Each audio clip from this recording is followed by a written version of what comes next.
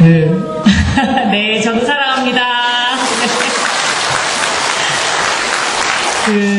조금 전에 박지원 의원님으로부터 너무 지나친 과분한 칭찬을 받아가지고 이제 아유 이거 이렇게 풍선이 너무 많이 올라가서 걱정이다라는 생각을 하면서 올라왔습니다.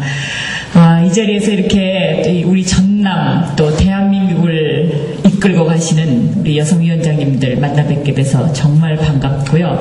사실 우리 민주당의 힘은 여러분의 손에 달려 있습니다. 민주당이 잘 되느냐, 민주당이 강해지느냐, 민주당이 앞으로 얼만큼 꿈과 희망이 있느냐, 그러한 문제가 바로 이곳에서 저는 탄생한다고 생각합니다. 그렇기 때문에 이 자리에 모이신 우리 여성위원장님들 정말 긍지와 자부심을 가지시고 앞으로도 우리 민주당을 굳건하게 떠받쳐 주실 수 있으리라고 저는 확신하고 있습니다. 그런 의미에서 우리 서로 함께 격려의 박수를 쳤으면 참 좋겠습니다.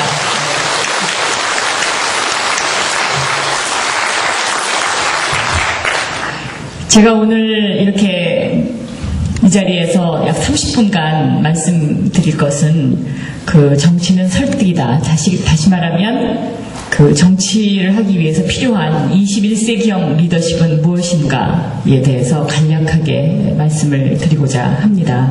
제가 4시 15분 비행기로 올라가야 되는 그런 오늘 좀 사정이 있어서 여러분하고 한 1시간쯤 얘기를 했으면 좋겠는데 이렇게 짧게 먼저 말씀드리게 된 것에 대해서 좀 양해의 말씀을 구합니다. 저는 이 자리에는 내년도에 이제 지방선거를 앞두고 또 정치에 출마하실 분들도 계실 거고 또 출마하시는 분을 옆에서 도와주시는 분들도 계실 거고 또 출마하신 분을 만들어내시는 분들도 계시리라고 생각을 합니다. 21세기의 정치는 저는 가장 중요한 것이 그 사람이 과연 어떻게 살아왔느냐 하는 인생 역정, 영어로 표현하면 이것을 personality라고 표현을 요즘 많이 하는데요. 그것이 참 중요하다고 생각합니다. 예를 들면 미국의 오바마 대통령이 가장 좋은 예라고 할 수 있겠습니다.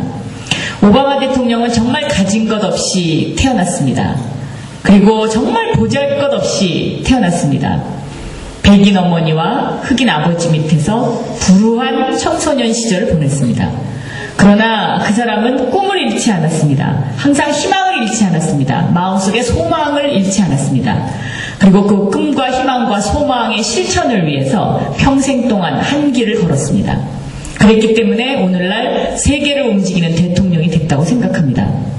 그 사람이 가지고 있던 그런 요소들을 봤을 때 과연 그가 미국의 대통령이 될 수 있었을까라고 의문점을 던지던 사람들이 너무나 많았을 겁니다. 그러나 그 사람은 대통령이 됐습니다. 어떻게 됐느냐? 자신이 살아온 인생 역정을 가장 큰 무기로 대통령이 됐습니다. 시대가 요구하는 인물이 된 것이죠. 결국 그동안의 백인 지배 사회에서 이제 억눌림 받았던 흑인들의 어떤 용트림이 뒤섞이면서 결국 백인 어머니와 흑인 아버지라는 이러한 장점, 자신의 어떻게 생각하면 가장 취약점을 최대의 장점으로 변화시킨 사람이 바로 오바마 대통령입니다. 그런데 그냥 단순하게 내 엄마가 백인이고 내 아버지가 흑인이다 라는 그러한 단순한 사실만 가지고 한 것이 아니라 이 사람이 40평생을 살아오면서 그러니까 이제 50이 다 돼가는데요. 50평생을 살아오면서 자신의 인생 역정을 하나의 궤를 뚫었다라고 볼 수 있습니다. 이 사람은 남들이 말하는 정말 유수의 대학을 나왔고 그리고 또 거기서 미국에서 변호사가 됐습니다. 보통 유수의 대학을 나오고 변호사가 되면 가장 좋은 로펌에 갈 것이다 라는 통상적인 관념이 있습니다.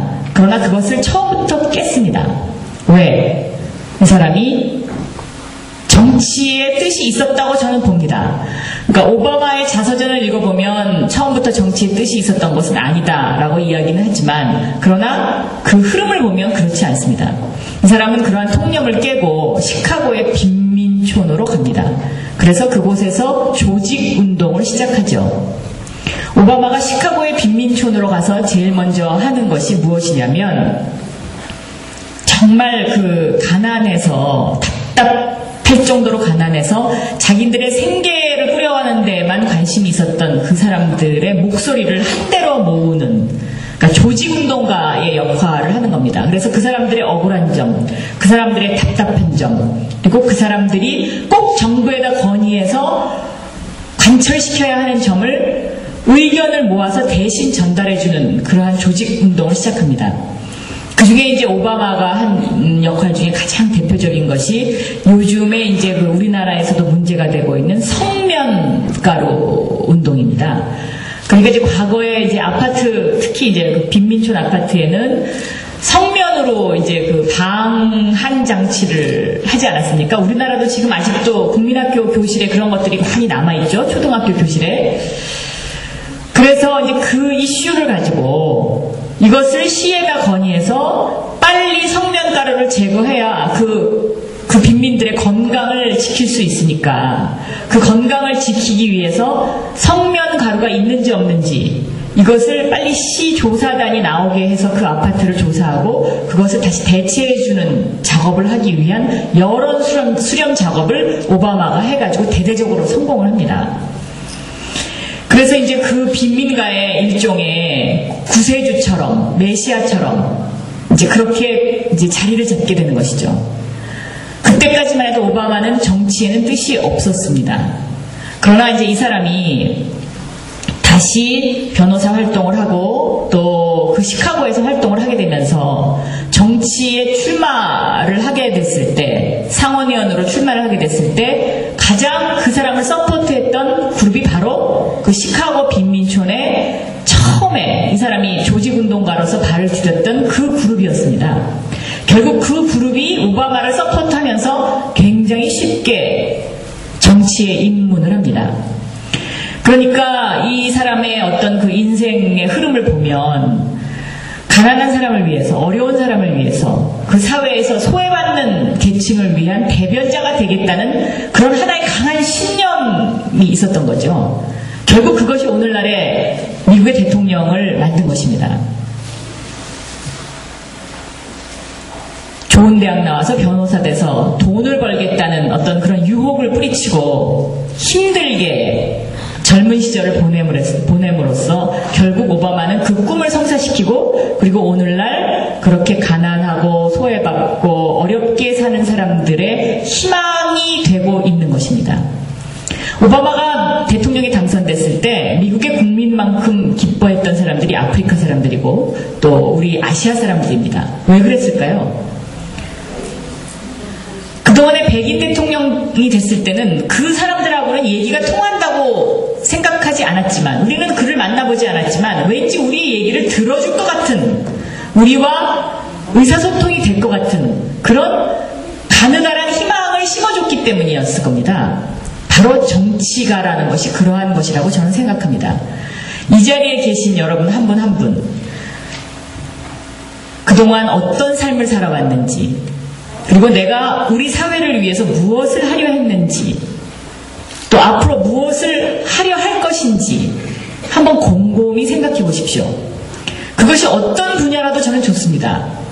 예를 들면 미용업을 하시는 분들, 저는 그러한 분들도 정치가로 입문할 수 있다고 생각합니다. 왜? 머리를 잘라주면서 단순하게 나의 미용 기술이 그냥 미를 창조하는 것이 아니라 이것이 사회를 위한 봉사활동으로 전환할 수 있는 어떤 자기 자신의 신념이 있다면 저는 미용 기술을 가지고도 정치가로서 입문할 수 있다고 생각합니다. 흔히들 변호사가 그동안에 많이 정치에 입문했습니다. 왜냐하면 변호사는 약한 자를 대변해 줄 수 있는 직업적인 특성을 갖고 있었기 때문에 그런 사람들이 정치에서 성공한 분들이 참 많이 있습니다. 마찬가지입니다. 어떠한 직업을 갖고 있더라도 의사가 되던 의사도 마찬가지죠. 단순하게 병을 고친다 라는 어떤 그런 것보다 내가 정말 소외받는 사람들을 위해서 거기에 슈바이처가 되겠다라는 어떤 그런 정신을 갖는다면 저는 그것이 단순한 그냥 봉사 활동으로 그쳐도 좋지만 그것을 실천하기 위해서 정치와 연결시킬 수도 있습니다. 또 마을에서 정말 아무런 욕심 없이 헌신적으로 봉사하는 우리 여성위원장들이 참 많습니다. 저는 그분들을 볼 때마다 정말 존경스럽습니다. 저의 인생과 그분들의 인생을 비교했을 때 저는 그만큼 봉사활동을 하지 못했습니다. 그게 저한테 사실은 부족한 면일 수도 있습니다. 저보다 훨씬 더 많은 경험과 또 저보다 훨씬 더 그 어려운 사람들의 사정을 잘 아시는 분들이죠. 저는 그런 분들이 정치에 많이 들어오셨으면 좋겠습니다. 물론 정치를 하기 위해서 봉사를 하라는 뜻은 절대로 아닙니다. 그런 목적의식을 갖는다면 다른 사람 눈에는 그것이 순수해 보이지 않는 그 순간부터 저는 그것은 빛을 발한다고 생각하지 않습니다. 그러나 정말 순수한 마음으로 봉사활동을 한 분이라면 저는 그런 분들을 정치권에서 모셔야 한다고 생각합니다. 그리고 그러한 분들의 숫자가 점점 많이 늘어날수록 우리 사회는 발전할 수 있다고 저는 생각합니다. 그래서 예를 들면 농사를 짓는 것도 저는 본인의 인생 역정과 정치를 연결시킬 수 있는 부분이라고 생각합니다. 왜냐? 농촌에서 우리 농촌에 계신 분들이 얼마나 답답한 일들이 많습니까? 그리고 서울 여의도 국회의사당에서 벌어지는 갖가지 그러한 그 법안 통과라든가 이러한 부분에 있어서 의사소통이 안 돼서 정말 농민들 답답해 하십니다. 그러한 연결고리가 될 수 있는 어떤 사람은 반드시 필요한 것이거든요. 그런 의사전달이 필요합니다. 그렇기 때문에 저는 그 직업이 무엇이든지 간에 자신이 하나의 궤를 뚫고 그것을 정말 열심히 해서 그 분야의 전문가가 되고 그 분야에 소통하는 사람이 되고 그 분야의 그 목소리를 전달할 수 있는 사람이 된다면 저는 그러한 분들이 정치에 많이 들어와야 된다고 생각합니다. 제가 MBC에서 기자 생활을 22년간 했습니다. 22년간 기자 생활을 하면서 제가 정치권에 들어와서 가장 크게 도움이 된 것은 제가 경제부 기자만 약 15년 오랫동안 했다는 사실입니다. 또 한 가지는 제가 박영선의 사람과 세상이라는 인터뷰 프로그램을 하면서 그 당시에 우리 사회에 소외받고 있는 계층들을 찾아가서 인터뷰를 했던 그 경험이 정치에 가장 큰 도움이 됐습니다. 처음에 제가 정치권에 왔을 때 사실 저는 정치부 기자를 한 번도 해본 적이 없습니다. 대부분 정치권에 온 그 국회의원들이 정치부 기자 출신입니다. 정치부 기자 출신은 정말 많이 있지만 저처럼 경제부 기자 출신은 단 한 사람도 없었습니다. 지금까지. 그런데 제가 경제부 기자, MBC 경제부장으로서의 그러한 그 경력 때문에 17대 때 국회의원으로서 재정경제위원회에서 4년간 활동을 했는데 그것이 저의 밑거름이 됐습니다. 그래서 제가 추진하는 법안들이 제가 기자 시절에 취재 수첩에 빼곡히 적어놓고 실천하지 못했던 것들, 그리고 기자 시절에 이 부분은 참 의심스럽다, 이 부분은 참 이상하다라고 생각되었던 것들을 제가 하나씩 질의하고 또 법안화했었습니다. 그 대표적인 것이 바로 금산법입니다. 요즘 이제 금융과 산업을 분리해서 그 삼성과 관련된, 그래서 제가 무슨 삼성하고 척을 진 의원처럼 보이기도 했습니다만은 사실은 제가 경제부 기자를 하면서 그 삼성, 우리나라의 최고의 재벌이라고 하는 삼성이 도덕적으로 잘못됐던 부분들, 그런 부분들을 고쳐주고 싶었던 것입니다. 그래야 우리나라 기업도 IBM처럼 또 독일의 예를 들면 아주 유수한 기업들처럼 세계적인 기업으로 더 클 수 있다고 생각했기 때문입니다. 두 번째는 제가 이제 박영선의 사람과 세상이라는 그 인터뷰 프로그램을 통해서 정말 우리 사회에 아주 그 따뜻한 손길을 요청하는 분들을 많이 만났습니다. 근데 그 중에 대표적인 것이 구로의 벌집촌 사람들이었거든요. 근데 그 구로 벌집촌, 왜 벌집촌이라 이름 붙여졌냐면, 벌에 왜 이렇게 붙어 있는 그 가난한 그 마을에서 제가 한 일주일간 취재 활동을 했었는데, 거기에 이제 그 편모스라에서 자라는 아이들이 학교 갔다 와가지고, 버려져가지고, 이렇게 삐뚤어 나가는 이제 그런 아이들을 대학생들이 자원봉사를 와가지고, 이제 과외교사를 하는 거죠. 가정교사처럼. 그거를 이제 일주일 동안 취재를 한 경험이 있습니다. 그 방송이 나가고 나서 많은 그 지원자가 나타나가지고 그 마을에서 제가 이제 굉장히 고맙다는 이야기도 많이 들었고요. 또 이제 서울도 강남이지만 그 서초동에 보면은 그 구룡마을이라고 있는데 그 구룡마을에 사는 그 사람들은 팽자촌이 몰려있는 그런 지역인데 그런 지역의 사람들이 화장실 없이 수돗물 없이 생활하는 이제 그런 사람들에서 뭐 이야기라든가 뭐 이제 이런 것들을 쭉 취재를 해가지고 이제 한 2년간 제가 이제 보도한 적이 있는데 그러한 것들이 사실은 오늘날의 그 저의 밑거름이 됐다고 보여지고요. 그리고 또 제가 구로을 지역구의 지역구 의원으로서 당선되는데 아마도 그 인연과 영향을 미치지 않았을까 그렇게 생각합니다. 그러니까 작은 일이지만 이 작은 일과 그 나의 인연이 미래에 닥쳐올 어떤 기회와 어떤 연관성이 있는지는 지금 아무도 알 수가 없습니다. 그런데 그러한 그 인연을 내가 나에게 주어진 기회와 맞물렸을 때 그것을 다시 그 연결고리를 만들어낼 수 있다는 것은 곧 내가 무엇을 하면서 살았는가에 대해서 굉장히 그 중요한 하나의 포인트라고 여겨집니다. 그리고 내년도 지방선거에서 만약에 내가 내 포스터를 만든다면 그리고 내가 나의 그 선거 공약을 내세울 때도 한 가지, 그러니까 내가 평생 동안 했던 일 중에 이거 하나만큼은 꼭 실천하고 싶다라는 그 절절한 호소가 들어갔을 때 유권자들의 마음이 움직인다고 생각합니다.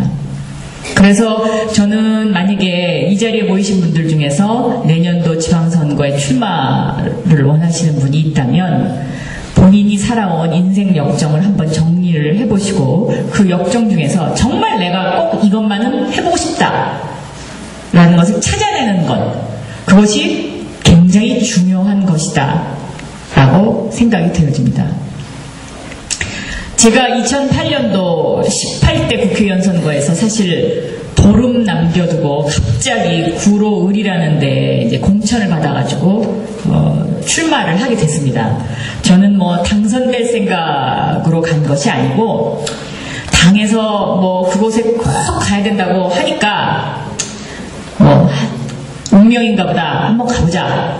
그리고 내가 하고 싶은 이야기를 하자라는 마음으로 갔습니다. 그렇지만 그 15일 동안의 선거 기간 동안에 과연 내가 무엇을 이야기해야 되느냐 부분에 대해서는 저도 한 하루 동안 골똘히 생각했습니다. 근데 그 당시에 이제 제가 보니까 서울에서는 뉴타운 바람이 불어서 다 너도 나도 뉴타운 이야기를 해야 되지 않겠느냐는 충고가 있었습니다. 그러나 제가 생각했을 때 그 뉴타운과 저하고는 연결고리가 이어지지가 않더라고요. 그러니까 제가 살아온 어떤 제 인생의 경력과 뉴타운은 연결되지 않았습니다. 그래서 저는 그걸 과감히 포기했습니다. 왜냐면 유권자들이 내가 내 입에서 뉴타운을 이야기하면 과연 그것을 받아들여줄 수 있을까? 아닐 것 같았습니다. 2007년 12월의 대선 때 이명박 대통령의 탄생도 이명박 대통령의 인생 역정과 무관하지 않습니다. 그 당시에 유권자들은 경제를 원했거든요. 경제를 살릴 수 있는 사람을 원했습니다. 그런데 이 이명박 대통령이 경제를 살릴 수 있다는 어떤 검증된 자료는 하나도 없었지만 그 사람이 살아온 인생 역정이 현대건설 사장을 비롯해서 주로 경제계에 있었기 때문에 국민들에게 막연한 기대감을 준 것이죠. 물론 그러한 막연한 기대감이 지금 시간이 지나면서 하나 둘씩 그 환상이 지금 무너져 내리고 있기는 합니다만은 어쨌든 표를 표를 찍는 국민들은 그 당시에 자기의 갈증을 해소시켜줄 수 있는 사람을 찾는 것입니다. 그래서 제가 구로 지역구에서 선택한 캐치프레이즈는 구로의 가치를 2배로였습니다.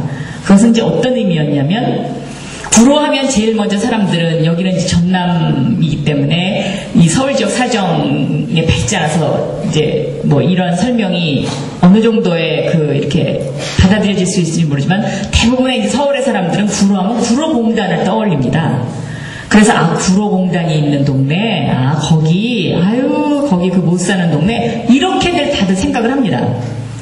그러나 지금 구로는 엄청나게 변했습니다. 그 공단이 디지털 단지로 바뀌었거든요. 다시 말하면 21세기의 대한민국의 산업의 메카처럼 지금 변해가고 있습니다. 그 구로의 디지털 단지에 지금 우리나라의 벤처기업 약 7,000개가 들어와 있습니다. 이러한 사실을 아는 사람들이 아무도 없어요. 다시 말해서 지금 구로에 제일 필요한 거는 구로를 홍보하는 일입니다. 그런데 구로를 홍보하려면 어떻게 해야 되느냐? 저 같은 이 방송기자 전문가가 필요하지 않겠느냐. 저는 주민들한테 그런 호소를 했습니다. 그래야 구로의 이미지를 바꿀 수 있고, 구로의 이미지를 바꾸는 것이 바로 구로의 가치를 2배로 올리는 것이고, 구로의 가치가 2배로 올라가면 아파트값도 올라갑니다. 저는 이렇게 설명했습니다. 그것이 저의 어떤 살아온 경험과 맞아떨어졌다고 저는 생각합니다. 그게 맞아떨어질 수 있다고 생각했고, 그리고 유권자들도 그래, 박영선, 그래, 그렇게 하면 우리가 사는 동네를 좀 더 잘 살 수 있게 해줄 수 있겠구나라는 생각을 할 수 있지 않을까? 저는 그렇게 생각해서 저는 저의 선거 홍보를 그런 식으로 했습니다. 아마 뉴타운 이야기를 안 한 몇 안 되는 사람 중에 한 사람일 것입니다. 저는 지금도 그 판단이 맞았다고 생각합니다. 제가 그때 뉴타운 바람에 흔들려서 같이 뉴타운 이야기를 했다면, 첫째 차별화도 되지 않았고, 또 저하고 연결도 되지 않았기 때문에 그것이 표로 연결되지 않았다고 생각합니다. 그래서 제가 이제 인생 역정이 중요하다고 말씀드린 이유는, 선거에서 내가 살아온 길을 어떻게 유권자들한테 짧게 알릴 수 있느냐. 그리고 알리는 그것이 내 마을, 내 고장, 내 동네에 계신 분들한테 어떤 희망을 줄 수 있느냐. 어떻게 이것이 나와 연결돼서 그래, 저 사람이라면 정말 할 수 있을 거야 라는 확신을 심어줄 수 있느냐. 저는 이것이 참 중요하다고 생각합니다. 그래서 여러분들도 내년도 지방선거 나가실 분, 도와주실 분, 또 만들어주실 분, 이러한 분들이 그런 부분에 대해서 한번 심사숙고할 필요가 있지 않느냐. 그래서 후보를 만들어줄 때도 제3자가 어떻게 보면은 그 사람을 더 잘할 수도 있지요. 자기 자신보다. 자기 자신은 욕심이 생기기 때문에 때때로 자기를 과대포장할 수도 있고, 또 부끄러워서 얘기 못하는 경우도 있고, 그렇습니다. 그러나 제3자 입장에서 봤을 땐 당신은 이겁니다. 당신은 이런 이야기를 해야 당선될 거라고 생각합니다. 저는 그렇게 생각합니다. 그래서 그러한 자신의 인생 역정을 통해서 그것이 정치와 소통하고, 주민과 소통하고, 유권자와 소통하는 문제, 이것이 저는 굉장히 중요한 포인트다라고 생각하고요. 또 두 번째는 21세기의 리더십은 여성의 시대입니다. 이 여성의 시대라는 것이 굉장히 중요한데요. 왜 여성의 시대냐면, 과거 20세기는 권위주의 시대였습니다. 권위주의 시대에는 남성으로 대변될 수 있죠. 그런데 이 남성으로 대변되는 권위주의 시대가 가고 있습니다. 이제 21세기는 권위주의 시대에서 헌신적 리더십이 요구되는 여성의 시대로 변모하고 있습니다. 그렇기 때문에 여성 정치인들이 매우 유리합니다. 어머니의 리더십, 쉽게 말해서 이것이 바로 헌신적 리더십입니다. 자식들에게 아무런 요구 조건 없이 그저 잘되기만을 바라면서 어머니가 헌신하지 않습니까? 그러면 자식들은 다른 사람 말은 안 들어도 우리 엄마 말은 듣습니다. 어머니 말은 듣습니다. 그 어머니 말을 듣는 이유가 바로 그 어머니의 헌신 때문에 저는 그렇다고 생각합니다. 평생을 나를 아껴주는 헌신, 평생을 나에게 관심과 사랑을 보여주는 헌신, 그것이 곧 리더십으로 변할 때 저는 그것이 여성 정치 파워의 가장 중요한 포인트라고 생각합니다. 마치 내 자식에게 사랑을 베풀듯이, 내 자식에게 관심을 베풀듯이, 그렇게 우리 유권자들에게 헌신적 리더십을 보여주십시오. 저는 그러면 그 헌신적 리더십을 통해서 유권자들이 여러분들에게 관심을 보일 것이라고 생각합니다. 쉽게 생각하면 어렸을 때 골목대장은 힘에 의한 것이었습니다. 힘센 아이가 골목대장이 됩니다. 그러나 이것이 나이가 조금 들어가면 중학교가 되면 라면 사주는 아이가 또 그 반의 리더가 될 수 있습니다. 이제 약간의 그 자본력이 개입이 되는 것이죠. 그런데 힘과 라면만으로는 되지 않습니다. 고등학생이 되면 그거 갖고 되지 않습니다. 얼만큼 책을 많이 읽고 얼만큼 남을 설득할 수 있느냐가 가장 중요한 것이 됩니다. 다시 말해서 지식이 얼만큼 축적됐느냐의 문제가 고등학교 정도 되면 이것이 이제 리더십의 중요한 하나의 요소가 됩니다. 대학생이 됐을 때 힘과 자본과 그 다음에 지식 이러한 것이 다 갖춰졌다고 하더라도 그 사람한테 어떤 따뜻한 인간적인 마음, 헌신적인 모습 이런 것을 느끼지 못한다면 그 사람은 그 동아리의 리더로서 자리 잡을 수 없습니다. 저는 이것이 우리 사회에도 똑같다고 생각합니다. 정치에도 똑같다고 생각합니다. 헌신하는 마음, 이 헌신하는 마음이 축적됐을 때 저는 그 헌신적 리더십이 결국 이 세상을 움직인다고 생각합니다. 과거에 괴테가 쓴 파우스트의 맨 마지막 귀절을 보면 여성다움이 결국 이 세상을 움직인다고 되어 있습니다. 저는 거기에서의 그 여성다움이라는 것은 바로 이 헌신적 리더십을 의미하는 것이 아닌가, 저는 그렇게 생각합니다. 강한 것보다는 결국 이기는 것은 여성다움입니다. 부드러움을 통해서 비춰지는 리더십, 그 리더십 속에 숨어있는 헌신이라는 것 때문에 저는 그것이 결국 이 세상을 지배할 수 있다고 생각합니다.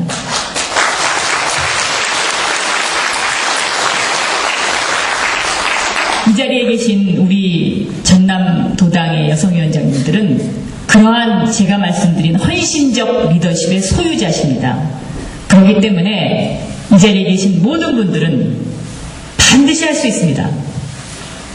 그리고 그 할 수 있다는 그러한 자기 자신의 확신과 꿈, 이것이 매일매일 축적됐을 때 이것이 눈앞에 현실이 됩니다.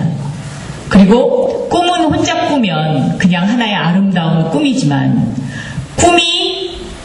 그 꿈을 우리 모두 함께 꾸면 그것이 바로 현실이 됩니다. 그렇기 때문에 내년도 지방선거에서 우리는 반드시 필승할 수 있다고 생각합니다. 네.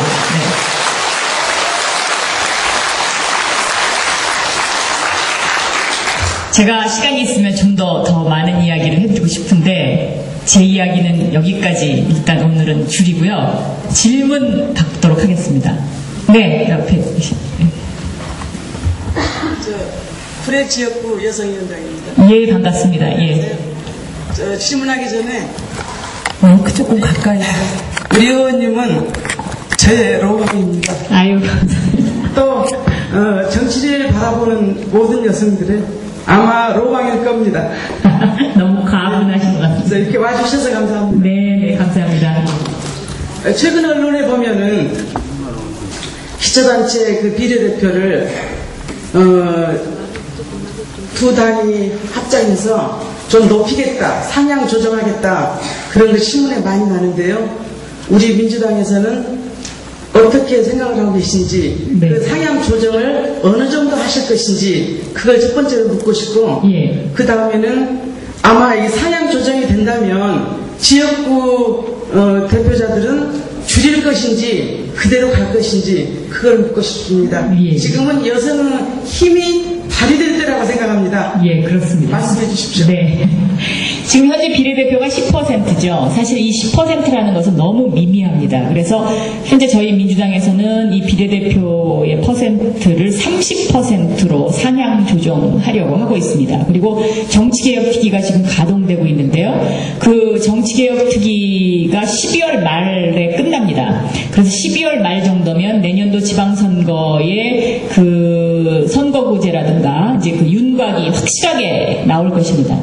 그래서 30%로 이것을 상향 조정하고, 그러면 비례대표를 30%로 올렸을 경우에 현재 그럼 지역구 의원을 어떻게 할 것이냐, 이 문제가 아직 결론이 나지 않았습니다. 그러나 지금 현재 민주당 여성위원회에서는 비례대표의 숫자를 좀 늘려볼 필요가 있는 것 아닌가라는 쪽으로 의견이 모아지고 있습니다. 그리고 아직까지 그 민주당의 당론은 확정되지는 않았으나 곧 11월 말 정도에 당론이 확정될 것으로 보이고, 저는 사실 그 비례대표를 늘리는 데 대해서 적극적으로 찬성합니다. 왜냐하면 제가 17대 때는 비례대표 의원이었고 지금 18대는 지역구 의원인데, 이 비례대표 의원이 그 숫자가 반드시 필요합니다. 그리고 비례대표 의원이 있어야 그 당의 어떤 정강 정책이라든가, 왜냐면 이제 지역구의 신경을 이제 안 쓰고 앉아서 이렇게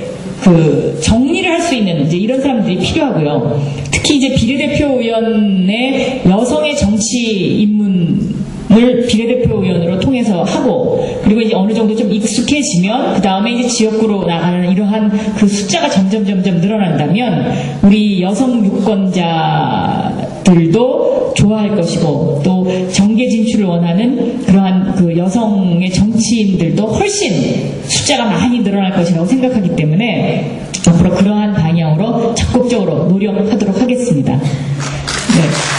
시간 관계상 한 번만 더 받는 걸로 하겠습니다. 네. 한 분 더 질의하실 분이